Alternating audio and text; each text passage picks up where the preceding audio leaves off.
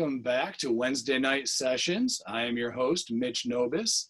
I'm excited. Joining us tonight is Davon Loeb, a writer that I discovered on Twitter and has been one of my favorites. I think I only started following you, I don't know, a couple months ago probably, but I've read quite a few of Davon's pieces, and they're outstanding. He does a lot of kind of short prose work, and I think you're really going to enjoy what he's bringing here tonight. He is another one of our guests also from not the Metro Detroit area. Our longtime listeners, even from the before times, the people that came to these live and in person, know that we traditionally focused on Michigan writers, but we are taking full advantage of the digital world during the pandemic here to welcome in some cool people from lands afar like Jersey. So Devon, I'll throw it over to you. Thank you very much for joining us tonight. Hi, everybody. I'm Davon Loeb. Definitely over here in New Jersey, probably a little bit different than the Midwest. Really excited to be here with you tonight. It's a little noisy. I live in the woods. So maybe you like the sounds, maybe you don't. All right. So I'm going to read from my memoir, The In-Betweens. And I'm going to start off with a piece called In Between Sirens, which really is about policing. And this was recently republished in X-Ray magazine. So happy that they got to repurpose my piece, especially during the time that we're in America today. Okay, In Between Sirens. All right. The in-betweens are like waiting for something to happen, like flashes of red and blue sirens pulsing through my car. While searching for the police officer about to step to my window, and I watched from the rear view mirror and would say and act exactly how my mother told me. To call him or her sir or ma'am, to be polite, to keep my hands on the steering wheel, to have my paperwork ready, and that my stomach was buoyant, and that my eyes blurred from tracking the sirens, and that I felt the spotlight sizzle on the back of my neck. But I kept the speed limit. My seatbelt was fastened, and I used my right blinker when pulling over to the side of the road, and that my vehicle was in good standing. And even though I had 3 friends in the car, none of us had been drinking, none of us smoked or did much of anything that night besides driving back to campus from dinner. And when the police officer knocked on my window, I lowered it and instructed for me to step outside the vehicle, to exit slow, to keep my hands where he could see them.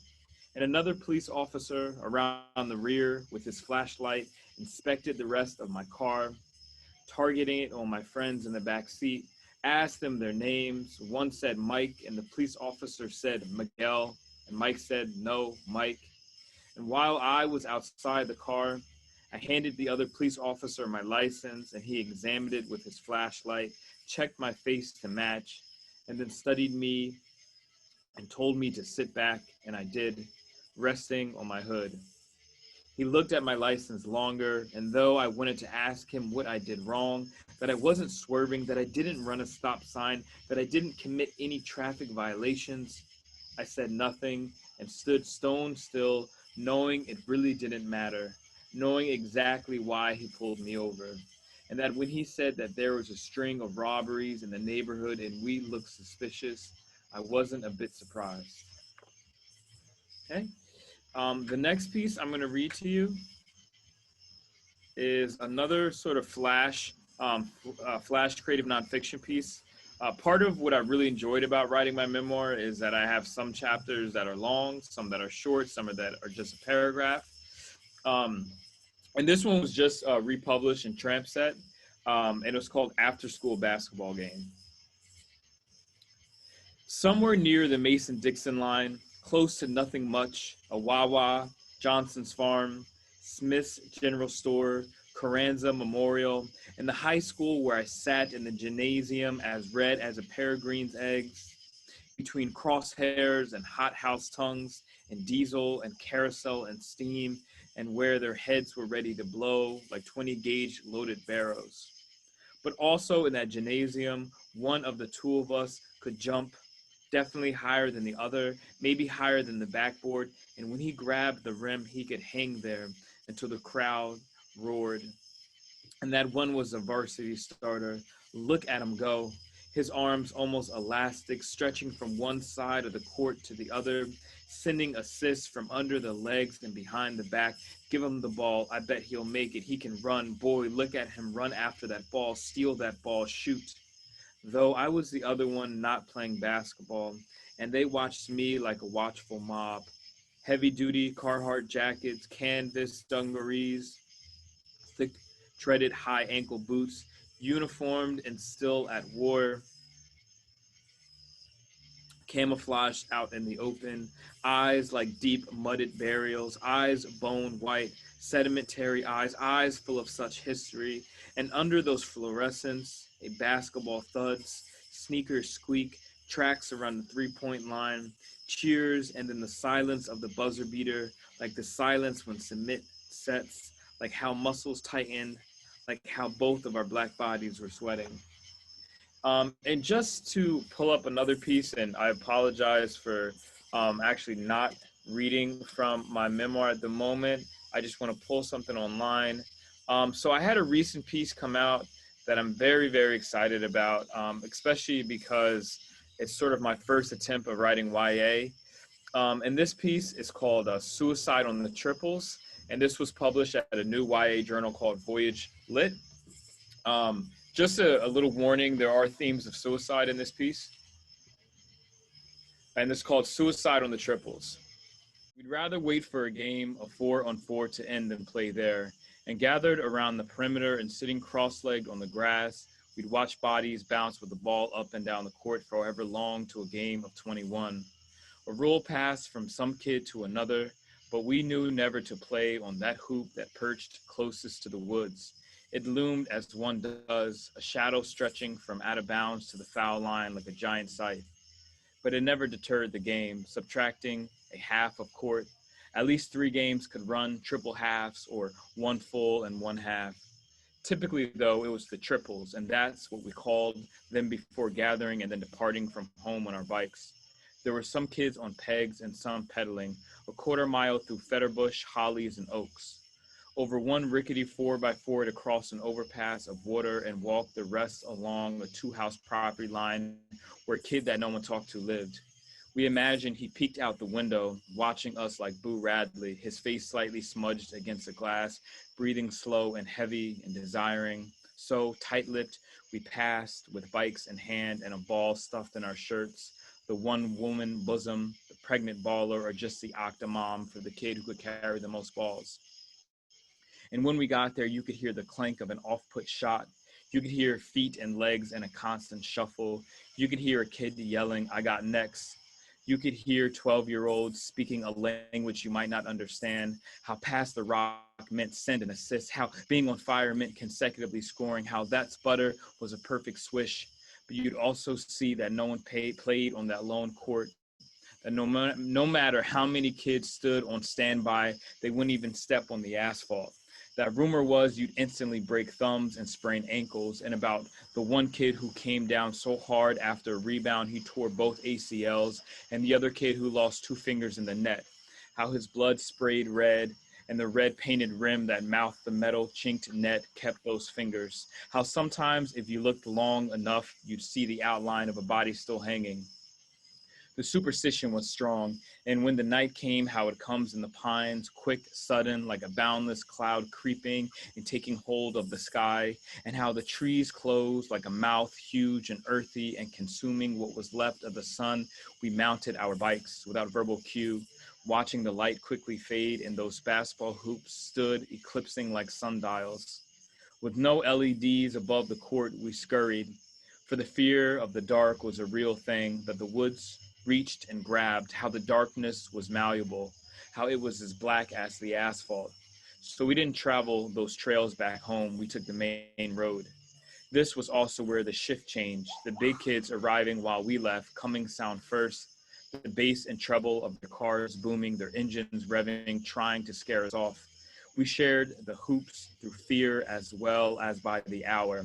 And when the cars parked, they used high beams to spotlight the courts. That's where they say they found him, at some shift change, that he didn't want the children to see, that whatever day after we left and before the teenagers arrived, he strung a rope around his neck, attached it to a rim and dropped and kicked, and the whole hoop shifted a little and then stopped. The kid from school whose house bordered the courts and whose dad hanged himself from the basketball hoop never talked much, but he was large and would have been an athlete, though he never played. No one said anything to him. We were all scared of this giant as much as what happened to him, that this horror followed him, this death hanging to his body, how he slumped in the cafeteria and classrooms, how slow and sad he walked in those hallways, how he was just a monster, and it stunk, the death and the kid, a wet dog stench that didn't wash out. It nestled in him, in his hair, his skin, his clothes and bones, and it never let go.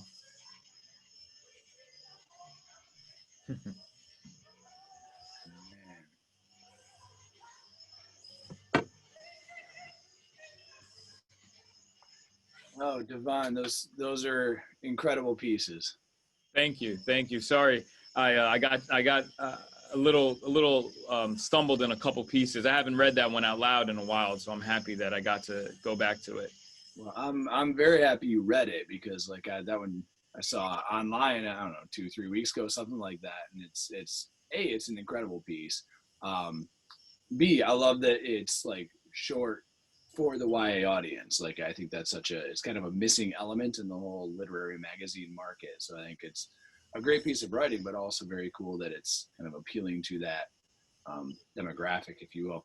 I also have been a teacher for, many, many, many years. So I'm always happy to see people writing for the younger audience, because, we need good stories, right? Yeah, I mean, I've never done it, so it felt good trying something new. And I know it definitely teeters between like adult and I mean, like I'm imagining high school kids, college kids rather than young readers. Yeah. So I'm happy that I felt like I could actually transition to that. Yeah, I also love that it's about basketball. You read a couple of basketball pieces there. Yeah. It's cool. I'm a huge basketball fan and also write about it sometimes. And I feel like there's not that many out there. It's like baseball. There's always like the Great American Baseball novel. Like there isn't really the Great American Basketball novel. Yeah. I mean, there's a good one called Crossover that my middle school did as a one school, one book. But I haven't taken a look at it in a little bit. But again, that's not considered necessarily the Great American novel. But the Great American Basketball novel. Basketball novel, yeah. Yeah. All right. So our regular viewers know we do a quick 2-question interview here. And that actually transitions right into my first one. I'm always fascinated by the behind the scenes thing, probably because I have taught, elementary, high school, adults. I do professional development with other teachers. And no matter what audience I'm working with, it seems like people have this kind of mythologized view of writers that ideas just sort of pop out fully formed. And the behind the scenes is rarely talked about or exposed in kind of the regular world. In the writer world, we talk about this stuff with each other all the time. But I also like taking opportunities with a show like this to sort of shine a light there. So you have a very demanding day job. You are a teacher, a K-12 teacher. There are a lot of writers who teach at the university level, but like it's often part of their job, like the writing time is built in. And that's very much not true for K-12 teachers. So how do you do it, basically? Like how do you write these, killer short CNF pieces and the memoir and everything, while also teaching at the K-12 level? Part of it is just really shifting, really just constantly shifting things around. The second that I have grading done and I have a little bit of time, I really try to maximize whatever free time I have to just write. And so I've sort of built sort of Flash has really kind of lended itself well because my time is really limited. My wife works night shifts, so I do use a lot of that time like now to write. But what's hard is that my brain is typically fried by the time I put my daughter to sleep. But I would say in a just a summary type answer is that it's just like maximizing any free time you have and just not getting distracted and just staying into the story. And sometimes that's just writing a sentence for 1 week. Sometimes that's all I can get done. And sometimes it's more. And that's really it. It's just maximizing whatever time that I have. Yeah. do you find that that might be part of why you write shorter pieces? Is like, I have a couple of novels I tinker away at every now and then, but the poetry is the only thing that ever gets traction. And I think it's because like my longest one is, 3 pages. I I think well, really for me is I was writing poetry first, and so a lot of the flash were poems that I just gave a little bit more space, that gave a little more context, and then after I sort of developed this style, I realized that, hey, like this actually works when it comes to my time management. But now trying to tackle a novel, I like trying to write something from start to finish, and also looking at these chapters as flash. I'm just trying to figure out how that's going to work. I don't know yet, but we'll see. Yeah, yeah. No, I love that. I love that. I find, yeah, I'm in a similar boat with like trying to make time. I shouldn't say find time. You got to make the time, right? Like you're saying, you got to focus on it. It's like, you have conversation in the teacher's lounge and people are always like, did you see The Voice or whatever? And like, no. Yeah, like I don't really watch TV unless I'm watching TV with my wife. Yeah. If I'm watching football or sports, but besides that, I just try to use that time. I try to maximize that time to write.